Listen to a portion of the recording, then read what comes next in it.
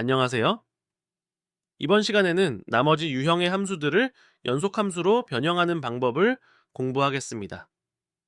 우리는 앞에서 정수 함수를 배우면서 k의 시그마를 적용하면 2분의 1 곱하기 n 곱하기 n 플러스 1이 됨을 배웠습니다. 그렇다면 k의 제곱 또는 세제곱과 같이 거듭제곱으로 이루어지는 함수는 어떻게 연속함수로 변형이 될까요? 아쉽게도 이러한 제곱함수는 직접 연속함수로 분해할 수는 없지만 정수함수에서 배운 원리를 응용하면 접근이 가능합니다. 이제 k제곱의 경우를 살펴보겠습니다.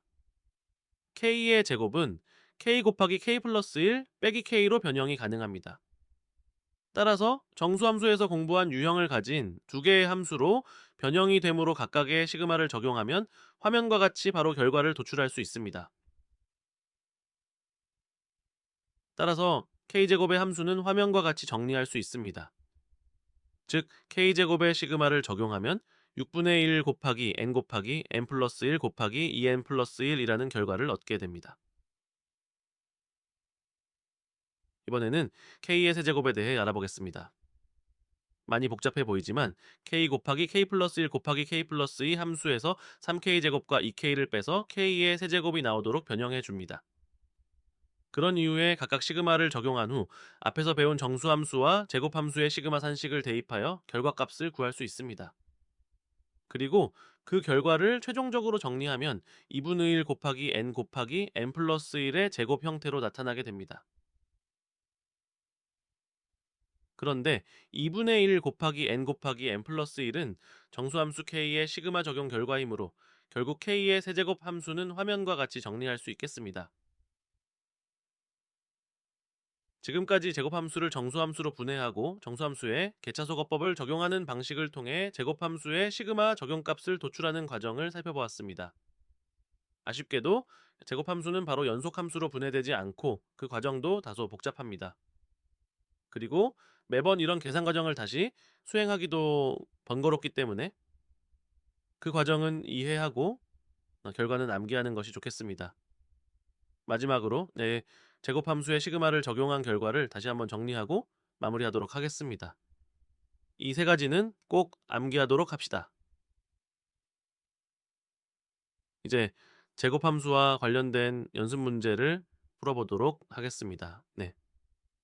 거듭제곱 함수의 경우 풀이 과정의 마지막 단계에 나오지 않는다면 중간에 풀어서 계산하기에는 많이 복잡합니다. 따라서 거듭제곱 함수가 보인다고 무턱대고 위의 산식대로 풀려고 하지 말고 가급적 시그마의 성질 등을 잘 이용하여야 계산하여야 합니다. 우선 문제를 잘 살펴보면 시그마의 시작은 같으나 끝이 n과 n-1로 다릅니다. 따라서 이런 경우에는 우선 끝을 일치시키면 두 개의 식을 하나의 시그마로 합할 수가 있게 됩니다.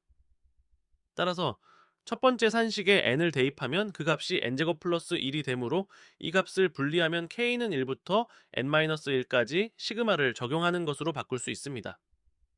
그러면 k제곱 플러스 1과 k제곱 마이너스 1이라는 두 개의 함수를 시그마로 묶을 수 있게 되고 결국 상수 2에다가 시그마를 적용하는 것이 되므로 이 곱하기 n-1로 나오게 됩니다. 여기 앞에서 분리해냈던 n제곱 플러스 1을 더해주면 결국 n제곱 플러스 2n 마이너스 1이라는 결과를 얻을 수 있게 됩니다.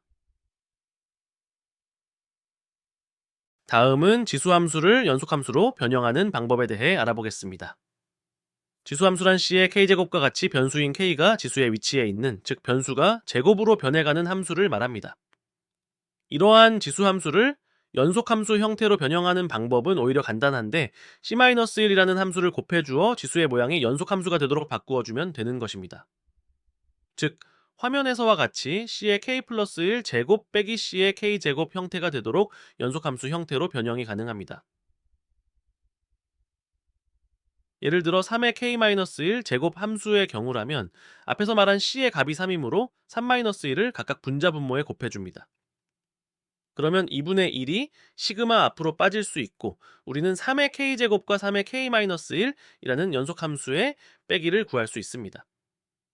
이제 여기에 개차소거법을 적용하기만 하면 바로 2분의 1 곱하기 3의 n제곱 마이너스 1이라는 결과를 도출해낼 수 있습니다.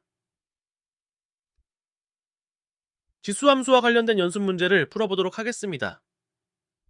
앞에서 설명한 대로 제곱함수나 지수함수가 나오면 무조건 시그마를 계산하려고 하지 말고 어떻게 연속함수로 바꿀 수 있는지 잘 고민해 보아야 합니다. 먼저 첫 번째 문제를 보겠습니다. 첫 번째 산식과 두 번째 산식이 연속함수 꼴이 되도록 만들려면 두 번째 산식이 k-1 곱하기 2의 k-1 제곱꼴로 바뀌어야 합니다.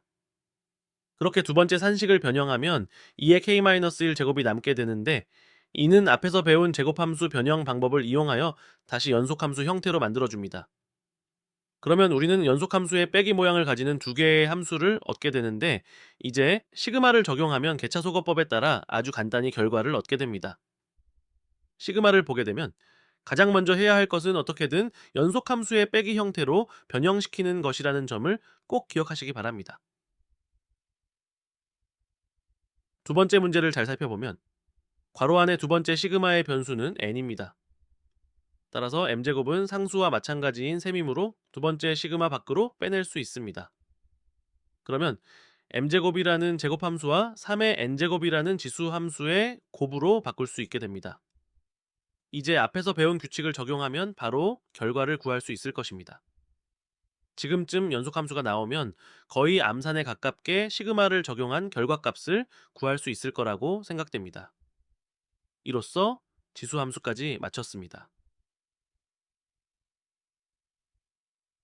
마지막으로 무리함수에 대해 살짝 살펴보겠습니다. 무리시간에 변수가 들어가 있는 무리함수의 경우 일반화된 연속함수로의 변형 방법이 존재하지는 않습니다. 다만 분모의 무리수끼리 덧셈으로 연결되어 있을 경우 이를 유리식으로 변환하는 무리수의 유리화 과정을 응용하면 연속함수 형태로 변형 가능합니다. 따라서 무리식을 만나면 일단 유리화를 해야 한다는 사실을 기억하시기 바랍니다. 무리식의 유리화란 화면에 보이는 속성을 이용하는 것을 말합니다.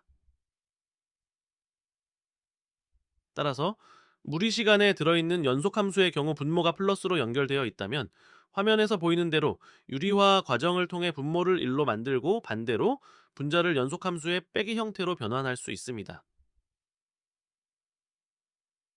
이제 마지막으로 무리수 함수와 관련된 연습 문제를 풀어보고 마치도록 하겠습니다.